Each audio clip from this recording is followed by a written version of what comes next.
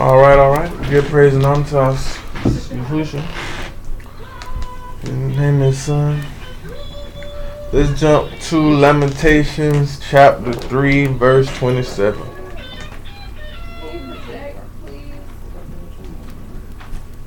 Alright.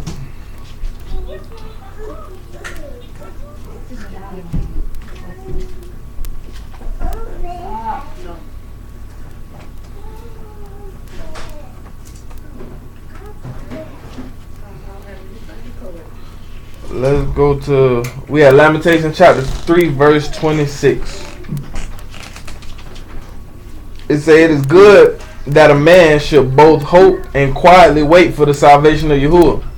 It is good for a man that he bear the yoke in his youth. Alright, that's what we're going to look at. We're going to see that and read that again. It said it's good for a man that he bear the yoke in his youth. What you think that yoke is that he talking about, the bearing the yoke in your youth? I guess, I ain't gonna say suffer, but I don't know. Do you understand? Let's go to Matthew chapter 11. Matthew? Chapter 11.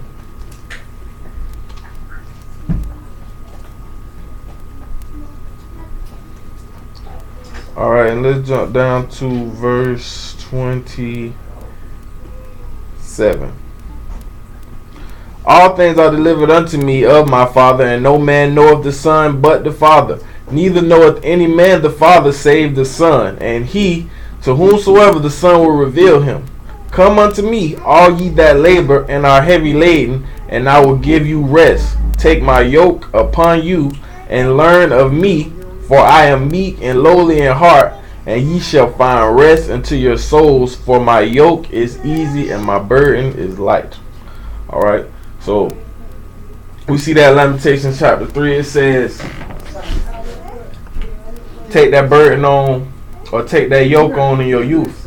So when we look at that, we looking at the yoke that we taking on is the Son. We taking on the Master, and his yoke is easy and his burden is light. So that yoke that you taking on is the sacrifice and servitude that you taking forth by saying you are going to walk this walk and make the sacrifice that he made to become one with the Father. Because it said 27, no man knoweth the Son but the Father, neither knoweth any man the Father save the Son, and he to whomsoever the Son will reveal him. So when you taking that yoke on, you taking that yoke on in hopes that your soul can be saved by being joined to the Son.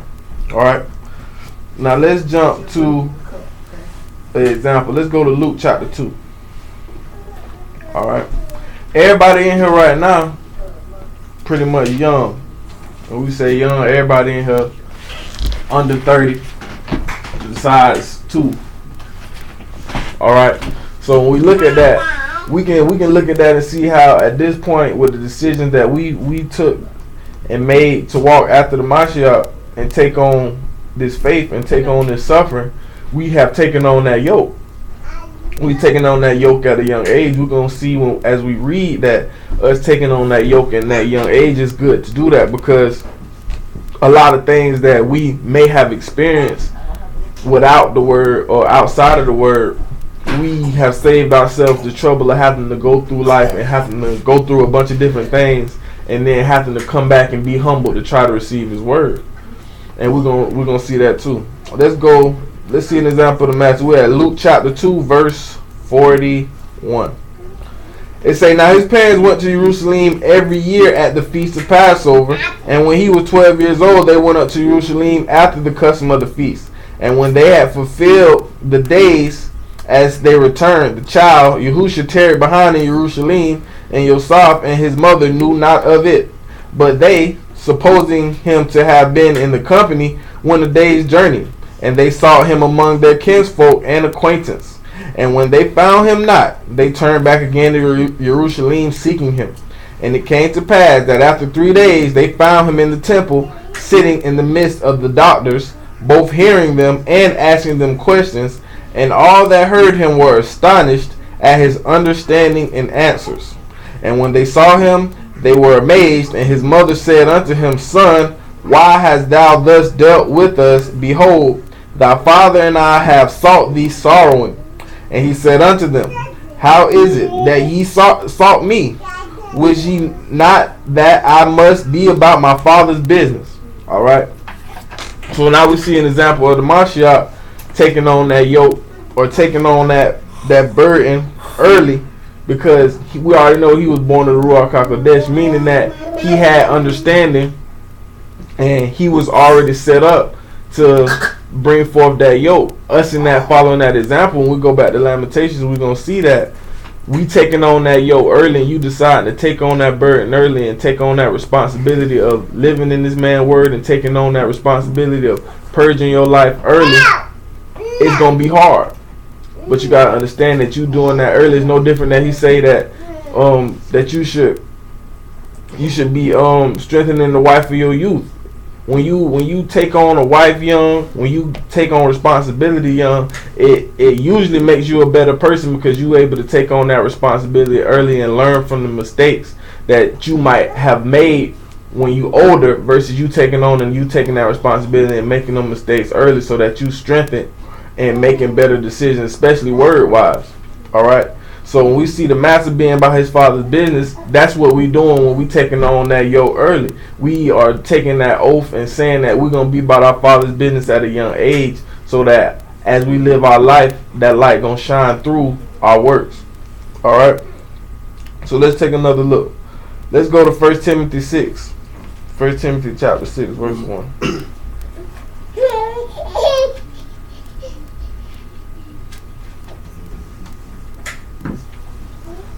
Alright. And when we're taking on that yoke, I want y'all to understand that that yoke is just saying that you are going to serve him. You're going to serve and take on that responsibility. Alright. We have 1 Timothy chapter 6, and we're going to start at the top. It said, Let as many servants as are under the yoke count their own masters worthy of all honor, that the name of Elohim and his doctrine not be not blasphemed. It say, and they that have believing masters, let them not despise them because they are brethren, but rather do them service because they are faithful and beloved, partakers of the benefit. These things teach and exhort. Now this is what we're going to look at. It say, let as many as servants as are under the yoke count their own masters worthy of honor, that the name of Elohim and his doctrine not be blasphemed. Now this is talking about something we spoke on, as far as understanding that us being in this captivity and being under servitude to the powers that be, us making sure that we following all the laws and all the instructions that are placed forth, so this man's name not be blasphemed, and people won't have no negative thing to say about us, saying that we not doing this and we not doing that, because we following all the laws that are set in place, because we are in servitude to the country that we're in, because we are in captivity. At the same time, we're going to look at it the same way, that we are in servitude through the master. So when we talking about the yoke of the master being worthy of honor, we looking at, we've taken on that yoke, and we are under the servitude of Yahushua HaMashiach and Yahuwah. So we got to think, everything that we do, we should make sure that we bring honor to his name as servants. So that go to what we talked about earlier, us not making this man name blaspheme, his doctrine blaspheme. If we say that we in the doctrine of repentance and bringing forth works meet for repentance, and bringing forth and cleansing ourselves for all dead works, we got to understand that when we are out and about, we serving this man and we represent him as servants. So it's the certain things that we can't get entangled back in, because it's going to dishonor his name and the doctrine that we say we profess. At the same time, we supposed to be setting that example. So we setting that example, you calling his name to be blasphemed when you out here doing stuff that's contrary to the word. Especially the people who, they know that you profess to serve the living Elohim, and you out here living contrary to this man's word. You calling his doctrine and his name to be blasphemed. That's what it say. It say, as many as servants that are under the yoke count their own masters worthy of all honor, that the name of Elohim and his doctrine is not blasphemed. So you got to think, as taking this yoke on as your youth, it's going to put you at more responsibility, because most people that's going to be growing up in their youth are not going to be willing to take on this responsibility at a young age. So you got to think a lot of your peer groups and all the other people that you growing up with, this is not going to be something they're going to be on. And that's what you going to face. That's the adversity, and that's going to be a lot of the trial that you face, especially taking on at a young age, because other people around you that's in your age group are not going to be trying to do that. So you're going to have to separate yourself. You're going to have to be set apart. And a lot of the time, that's hard for people to do that. And it's not even, I can't say that that's just about age, because you see people who are older, they have the same problem. Separating themselves from people, separating themselves from things that's going to cause this man's name to be blasphemed, because they still want to hold on to what they used to. Now, when we're looking at it as being young, it's a lot of things we haven't experienced. So it's probably most likely, not for everybody, it's going to be less things that you've experienced in your life that could cause you to have those strongholds, versus someone who's lived longer, they've experienced more. Inevitably they gonna most likely have sinned more because they have lived a longer life in wickedness. All right. So when we look at that, that's what we're looking at as taking this yoke on early, having that word early, so that you can bring forth those fruits. All right. So let's go to 1 Timothy 2. All right. 1 Timothy chapter 2. We're in 1 Timothy. Let's go to 2 Timothy chapter 2, excuse me. And let's go to verse 20. I'm going to start right there. 2 Timothy chapter 2 and verse 20. It say, "But in a great house there are not only vessels of gold and silver, but also of wood and of earth, and some to honor and some dishonor." All right. It say, "If a man therefore purge himself of these, he shall be a vessel unto honor, sanctified and meet for the master's use, and prepared unto every good work." Now you see what this one is say at 20. It say, "But in the great house there are not only vessels of gold and silver." I'm gonna deal with that tomorrow. Because we can tie that back in the tabernacles about being vessels of honor and vessels of dishonor, and being prepared and sanctified or set apart to be meet for the master's use.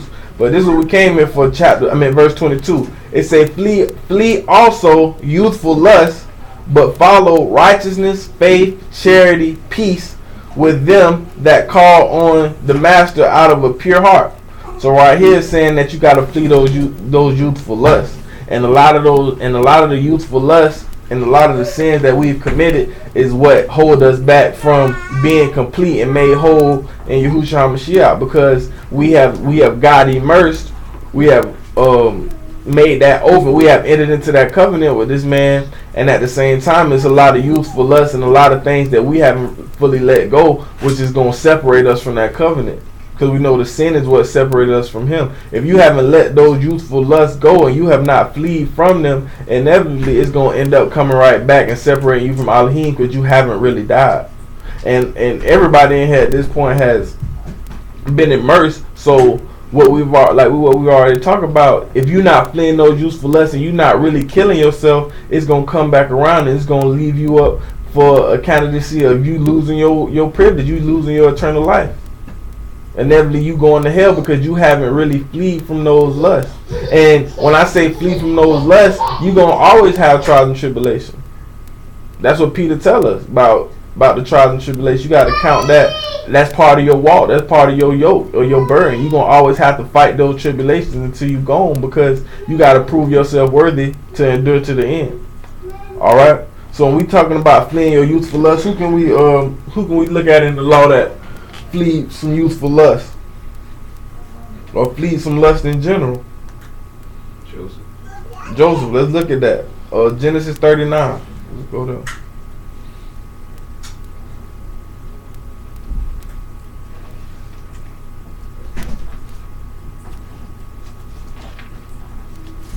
We're going to go to Genesis 39.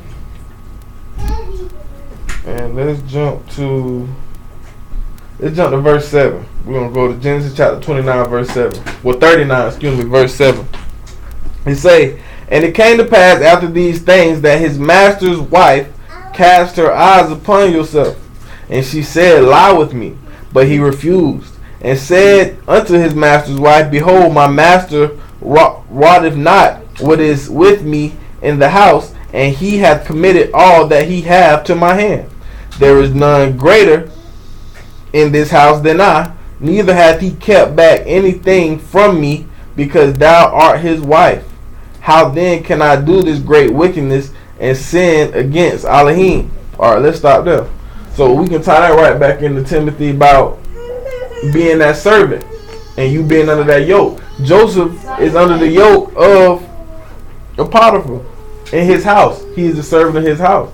And not only is he a servant of Potiphar, he is a servant of the living Elohim, because this man is of the stock of Yasharal. So he have an understanding of how he's supposed to be living his life in the fashion and manner of behavior that he's supposed to show forth in serving Elohim. And not just serving Elohim, and serving his master, because he had to serve his master in all obedience. Alright, so let's look what happened at verse 10. It came to pass, as she spake to yourself day by day, that he hearkened not unto her to lie by her, or to be with her. And it came to pass about this time that Joseph went into the house to do his business, and there was none of the men of the house there within. And she caught him by his garment, saying, Lie with me. And he left his garment in her hand and fled and got him out. So we see Joseph was more concerned about this man Elohim being blasphemed and the responsibility that his master or Potiphar had put over him, having that responsibility in his house. His objective was not to please his flesh and try to find a way that he could commit sin. His whole thing was to deny sin and resist. Alright, because that's what it says. It say day by day he hearkened not unto her. This is the same battle of our walk that we're going to have. Day by day, it's going to be tribulations. Day by day, it's going to be trials and it's going to be temptations that you have to overcome every day. And it might not always be the same thing. It might be something different. But like the word said, let's see it. He said, if you resist evil, it'll flee from you. What's that? That's let's look at that. That's James 4. Let's go to James chapter 4. Go to James chapter 4 and read that. Because if you resist, it'll flee from you. But you got to be consistent. You got to be persistent in doing that, because that's our reasonable service. That's the yoke that we've taken on. James chapter 4 and verse 7. It says, Submit yourselves therefore to Elohim, resist the adversary, and he will flee from you. Draw nigh to Elohim, and he will draw nigh to you. Cleanse your hands, ye sinners, and purify your hearts, ye double-minded. Alright, so it's showing you that that's what you're going to have to do. We already read that earlier. If you walk contrary to him, he's going to be contrary to you. If you resist the adversary, he's going to strengthen you so that you can continue to do that. But the minute he see that you trying to put yourself in a position where you can succumb to your flesh, he's seeing that that's not what you're really trying to do. You have not fully submitted yourself to Elohim to take on that yoke, which is to every day submit yourself and commit your life as a reasonable service through all trials and tribulations and all temptations, so that you can inherit the crown of life and inherit eternal life, because that's what it's all about. And we see that he had that same like mind. All right, let's go back to Genesis 39. Let's read this last chapter, and then we're gonna touch on it in a different light. Jump back to Genesis 39.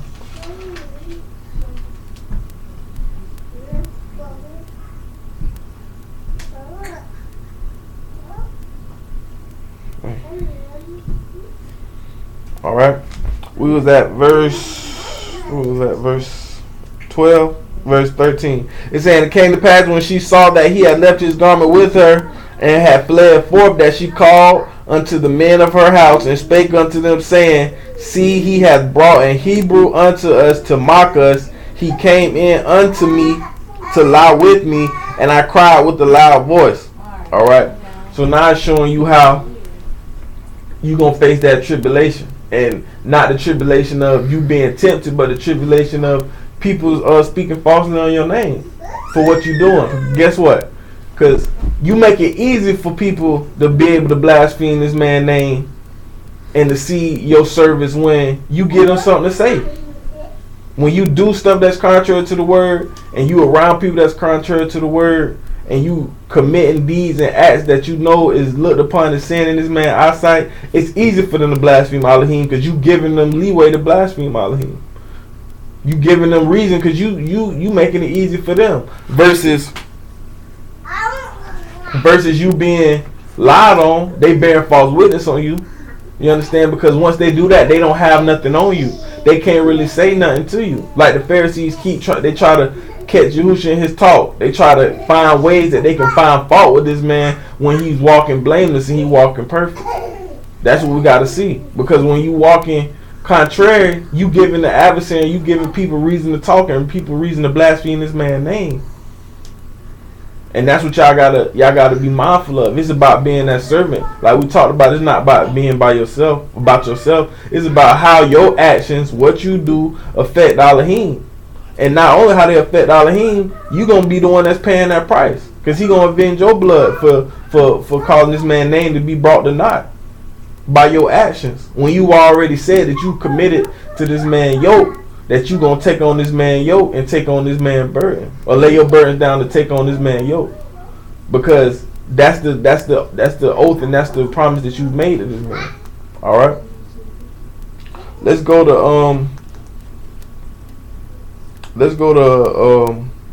Psalms 25.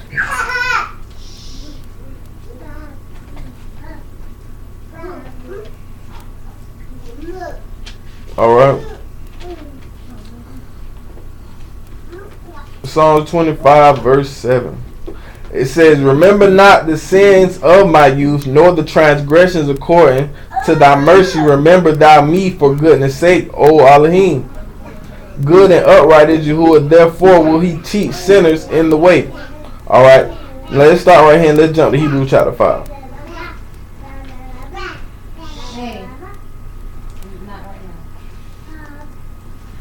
We read Hebrews chapter 5 and let's jump down to about verse 10.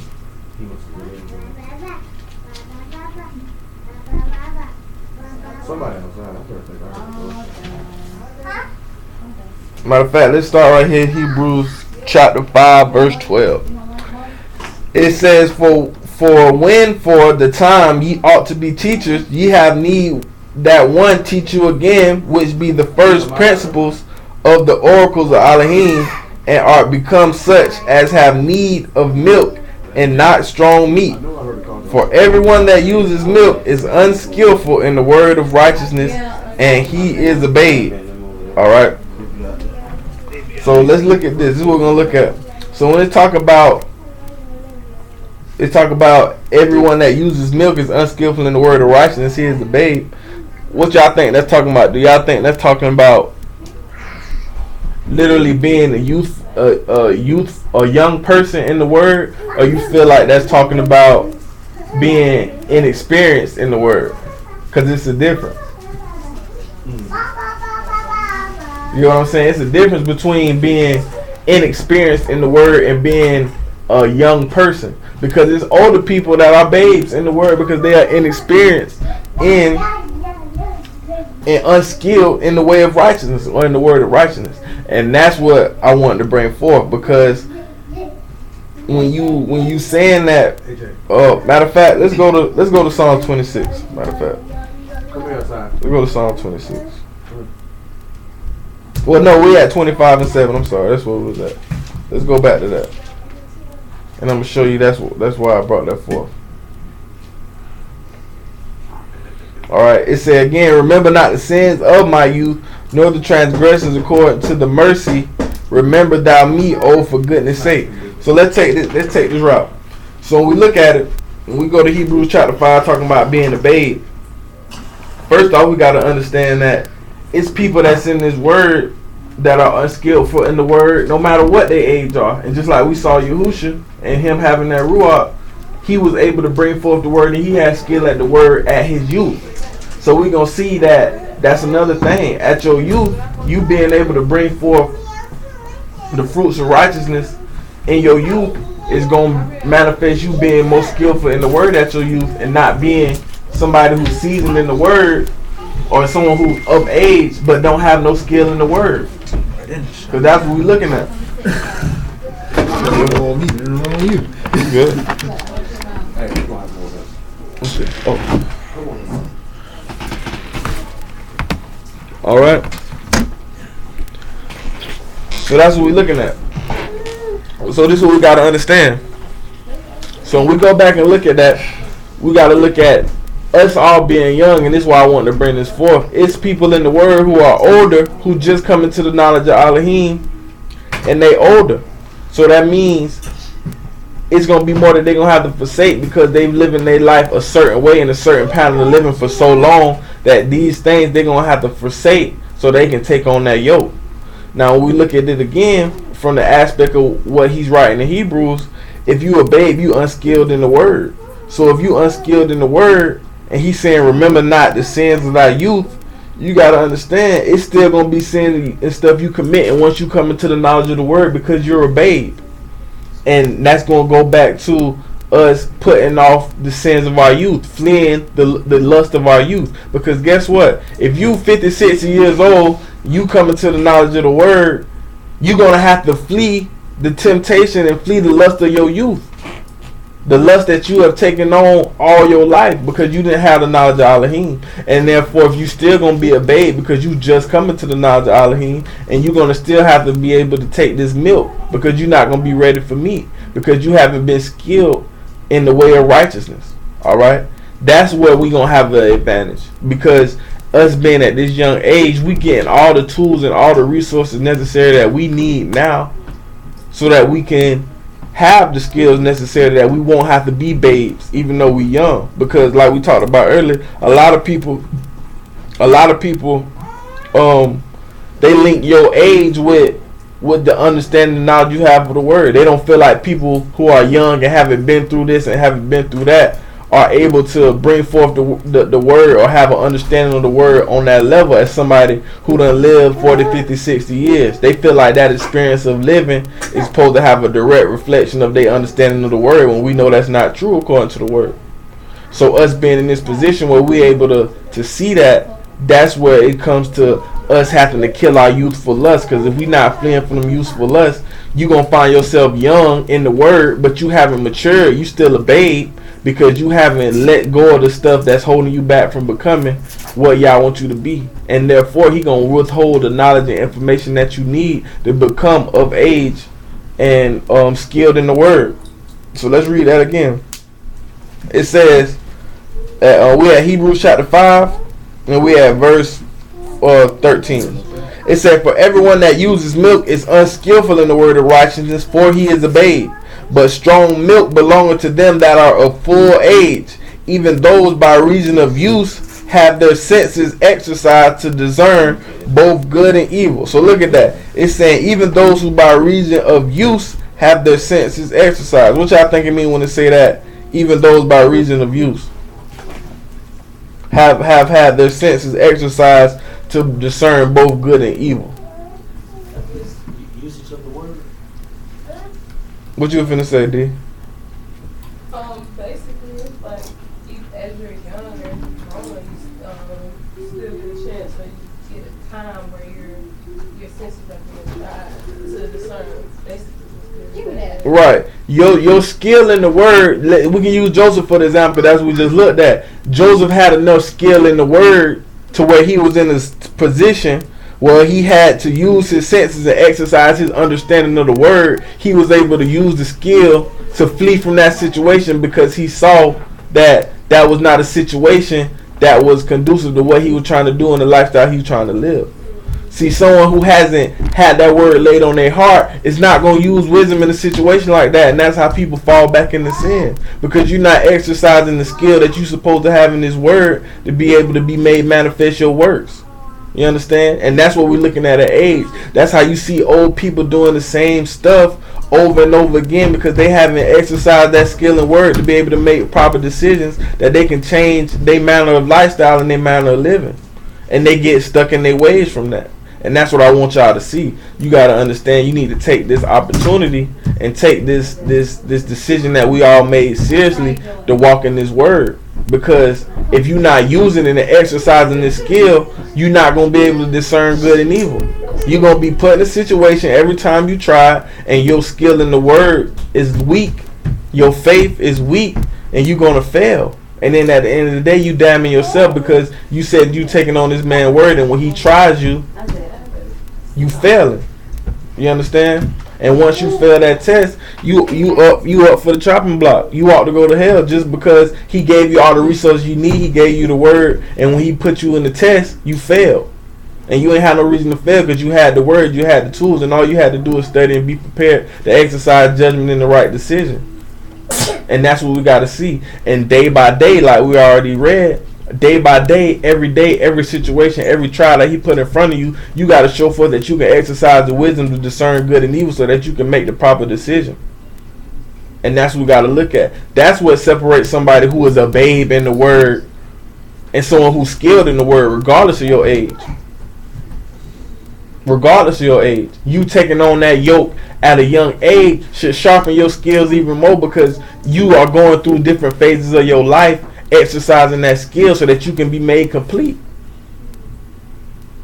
And we don't even want to talk about us who have kids and we young, and the kids seeing us execute that wisdom and knowledge and able to impart that understanding to them so that they can make proper decisions in their youth. Because they'll be able to lay that word on their heart from their youth. Because we all can relate to that. None of us in here are born into word, born into being instructed in the way of truth or righteousness because we didn't know nothing about it. We all come from our different backgrounds for whatever we was doing in the church or whatever the case may be. So we didn't never have nobody teaching us and instructing us in the way of righteousness from our youth. Literally from our youth. From us being babies like our kids are right now. Nobody was teaching us that. So it's a lot of things we did have to sit aside, and a lot of youthful lust we did have to put down. But once you come of age, and not of age in numbers or years or seasons, but once you come of age in the word where you have that skill, things are automatically supposed to be let go. Things are automatically supposed to be easier. You shouldn't be falling to the same weaknesses you had before you knew the word, because you didn't really die if that's the case. Alright? Let's look at that. Let's go to 1 Corinthians. Let's go to 1 Corinthians chapter 13.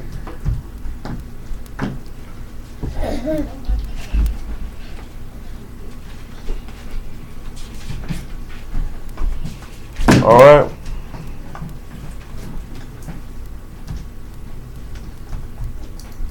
Let's go to verse 10. It say, but that which is perfect is come, then that which is in part shall be done away. When I was a child, I spake as a child, I understood as a child, I thought as a child, but when I became a man, I put childish things away. Well, I put away childish things. So that's what we're looking at as well. When you see that same example as far as us living our life as young adults, us having to put those childish things away, and not only for ourselves, for our kids, and not only for ourselves and for our kids, but the Elohim that we say we serve. So we not putting ourselves in a position that we blaspheming this man's name. Because as taking on that yoke, you taking on that servitude, saying that you're going to serve this man. And you being able to serve this man is your actions and your servitude being shown forth amongst men. So family members, people at your job, people that you see in the street, friends that might not be on the word, you can't give nobody no reason or no way that they can blaspheme this man's name and say you doing this and say you doing that. Even down to the simple most carnal ordinances of the laws that's here in this country.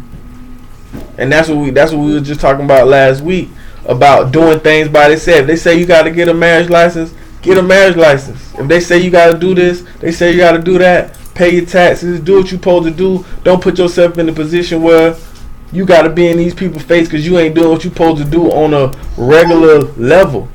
And if you can't submit yourself to the laws of the land, how you going to submit yourself to the laws of Elohim? It's the same way. And that's how people going to look at us. How they say they in the word, but they ain't taking care of their kids. They ain't doing this and they ain't doing that. It's the same thing. So as becoming a man or becoming a full age in the word, you got to put away childish things and put away things that's going to separate you from the Most High. So that's going right back to what we read, fleeing the lust of your youth, fleeing the things of your youth that's going to separate you from Elohim. You shouldn't be growing of age in Elohim and doing the same stuff you was doing before you knew this man. That don't make no sense. That means you haven't died. All right. Let's come back. Let's go to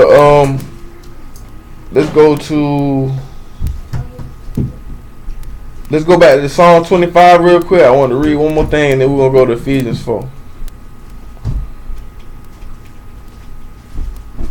Alright, because there's one more thing I ain't talk about. We at Psalm 25 verse 7.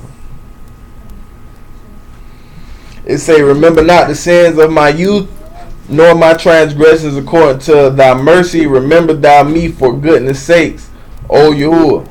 So coming back to this, how you gonna ask him to remember not the sins of your youth when clearly you still entangled in the sins of your youth because you haven't really put them off? How you gonna ask forgiveness? How you gonna repent in this man's name of things and ask him not to remember how you used to live when you still living like that? You still doing stuff that's contrary. How this man gonna forgive you for that? Because at that point you willfully sinning. And that's what you got to understand. That's what we got to look at. Because if we saying we sons and daughters of Elohim and taking that on, we had that same responsibility being young, that we got to set them things off to be that example to our children. All right, let's go to Ephesians 4 in verse 10.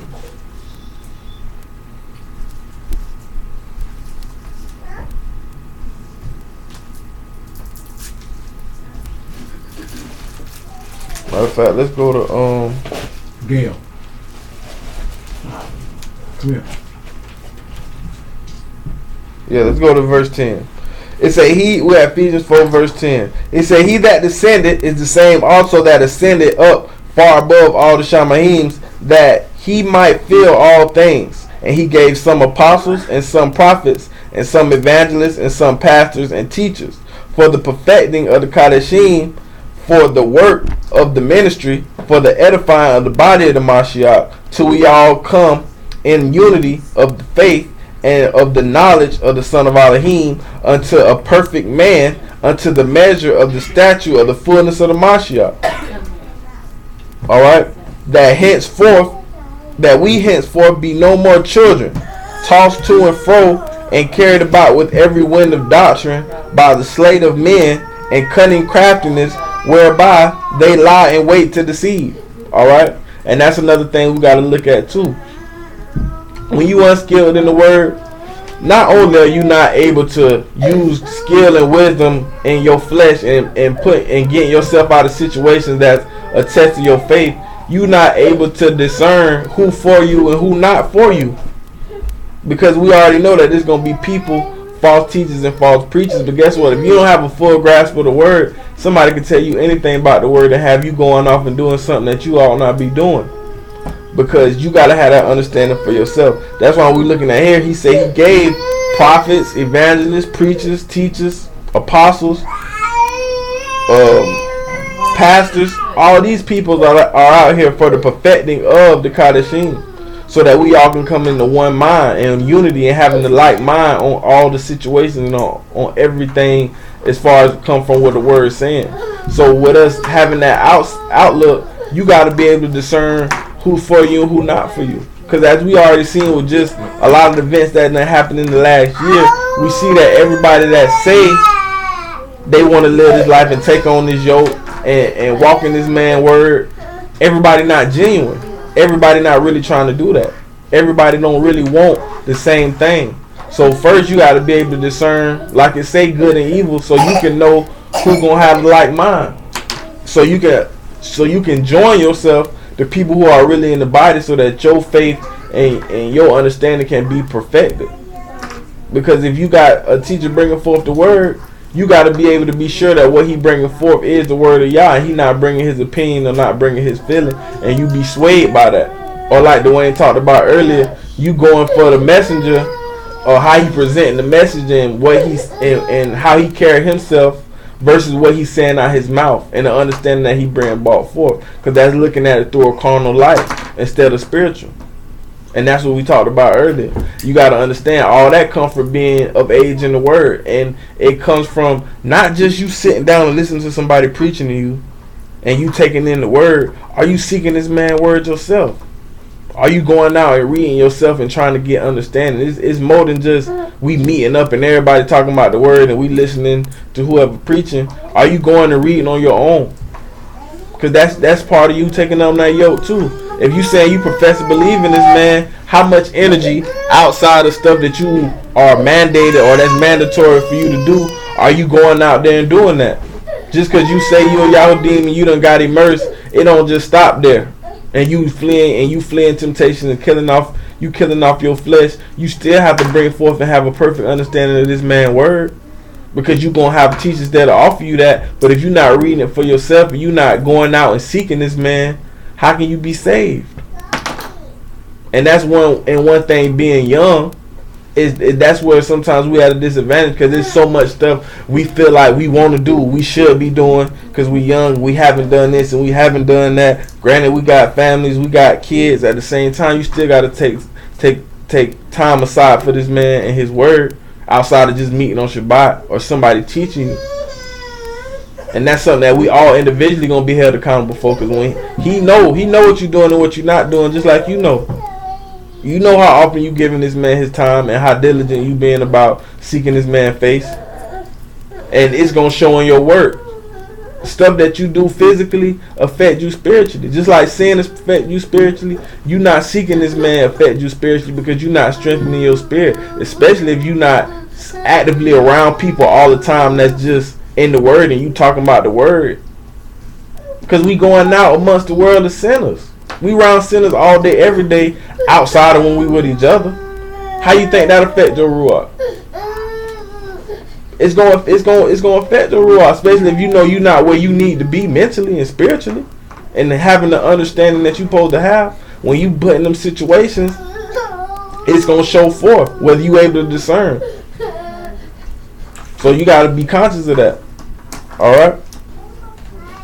What was that? Ephesians 4. Let's go to 1 Timothy. 1 Timothy 3 and 12. Well, 2 Timothy 3 and 12 is good.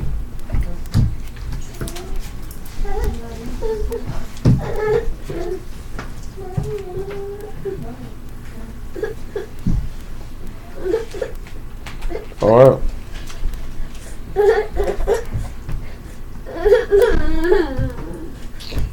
It say, yea, we have 2 Timothy 3 and 12. It say, yea, and all that will live godly in the master Yahushua Mashiach shall suffer persecution. But evil men and seducers shall wax worse and worse, deceiving and even being deceived. That's the same thing we just read in Ephesians. All right, it say, but continue thou in the things which thou hast learned. Continue in what you have learned and has been assured of, knowing of whom thou hast learned them. All right, and that from a child thou hast known the scriptures, the holy scriptures, which are able to make thee wise unto salvation through the faith which is in Yahushua HaMashiach. So let's look at that. It say, from a child thou hast known the scriptures, which are able to make you wise. Who all can say here, from a child you have known the scriptures? Who can honestly say that? We know Yahushua had understanding of the scriptures from a child because he was born to the Ruach HaKodesh. But us, we have to earn that. That's something we have to seek out diligently. Alright? And they say that's the only thing that is going to be able to make you wise unto the salvation through your faith in him. So if you know you got that faith, it's more than just doing that, because you still got to seek out this man's word. And when we read at verse 14, it's saying that you have to hold fast to the things that you've been assured of, knowing of whom thou hast learned them. So it's you being assured, and the person that you getting the word from is really sent by Yah. And that's another big thing that a lot of these Hebrews feel like you don't need, because they feel like as long as I'm reading and I'm seeking him and I'm praying for wisdom, knowledge, and understanding, I'm going to be all right. And this person say he got the word, I'm going to listen to him. But you got to be sure of who you getting that word from and knowing that word is true. Because we just read that it's going to be seducers, waxing worse and worse, deceiving and being deceived. And that's how easy it is for being deceived, because you got all these people that's saying they know they're Israel, but we already know it's only going to be few that's saved in that same breath. Because it's going to go forth to, are they really seeking him, or they got the mind to discern and knowing whether they being deceived. Also, are they laying that scripture on their heart? Now, I brought forth a child knowing the scriptures from their youth of us having children, and understanding that us living our lifestyle properly and us walking in this man's word, we gonna give our children the opportunity to have these scriptures from their youth. And we already know it said if you teach them the way early, you teach them the word early, they're not gonna depart from it. They always gonna have that in their mind, whether they choose to do what's wrong. Just like somebody who have heard the word and they go reprobate, they already know it's wrong. But guess what? That's gonna be them and him giving